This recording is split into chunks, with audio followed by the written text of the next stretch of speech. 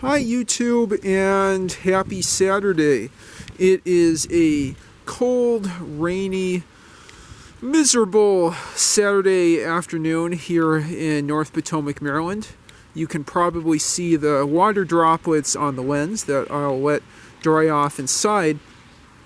But it's the perfect time to give you all a 500-mile update on my Strida 5.0 single-speed belt drive folding bike, which I've talked about in several past videos. In the past videos when I talked about this, I did enjoy the bike, but I didn't feel quite so comfortable on it compared with, say, the Raleigh 20 or the Trek Elance 300 that I've been riding quite a bit in the past couple months. Now, as I pass 500 miles, I believe my mileage on this is about 567 or so, I'm really coming to love this bike. I think a big part of it is the bar ends that I've installed. I'm not sure if I still had ergon bar ends in the past video that were shorter and kind of rubbery, but these new longer metal Bontrager bar ends, fully aluminum, exposed aluminum bar ends have really helped with balancing on the bike, with accelerating from a stop, and with going up hills.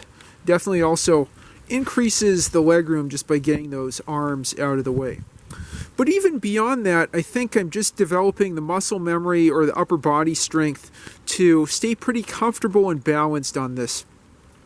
It is pretty slow, 13, 14 miles an hour, but I can stay comfortable and cruise gently on this for 15, 20, 25 miles. I'm not sure what the longest ride I've done is on this bike. I'm planning to ride 37 miles, then maybe 40, and then maybe a metric century on this bike now that I'm getting more comfortable.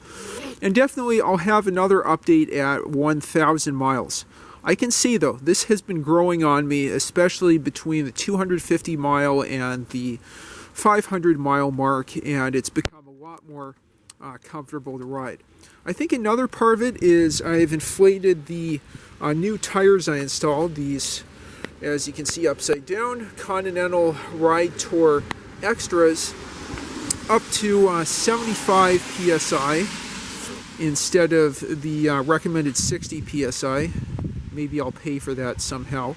And that's made it faster without really altering the ride quality at all.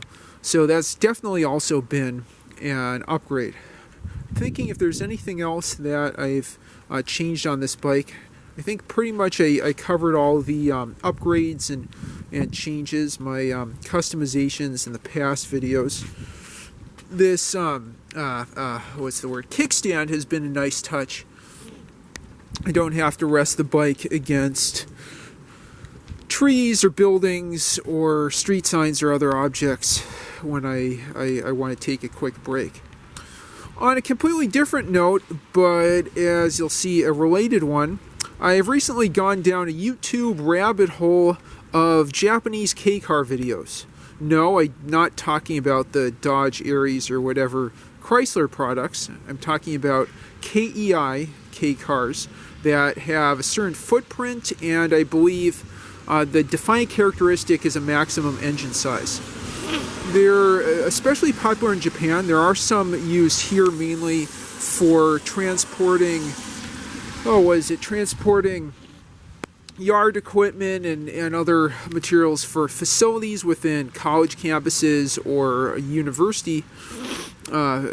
college campuses or government facilities as utility vehicles, but they're very popular as city transportation in Japan. Anyway, why am I talking so much about K-cars?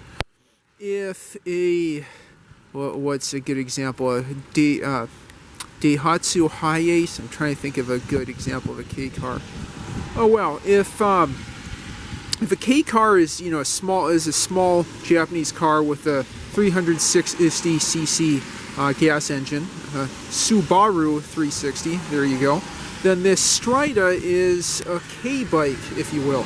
It certainly handles like that. I think, you know, the top speed I get on this is about 20 miles an hour, but I cruise at about 13 miles an hour. Definitely slower than the Trek Elance 300, where I average 15 or 16 even in this weather, and which I'll give an update on in the not too distant future as I'm approaching 2,000 miles on it. So it's definitely a slower bike. It's a smaller bike. You can, you know, tuck this into smaller spaces. It folds up into your pogo stick, umbrella, stroller sort of configuration. But it's, you know, really fun to ride. I would say another similarity to K-cars is vehicles on the roads seem to assume they can get past you with very little space, which I guess is a good thing about it, but, you know, can be sort of frightening. So I try to use this on paved trails as much as possible.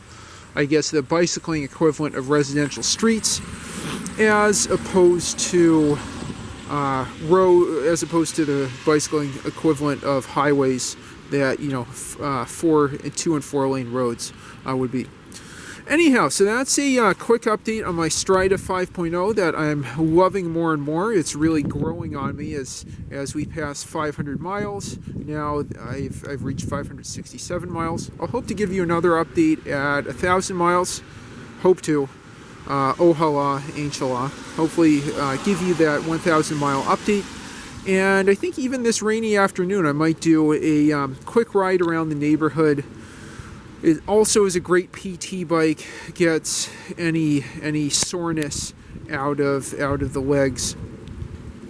My crane, speaking of Japanese influence, that crane bell sounds good even when wet. And just all around wonderful bike.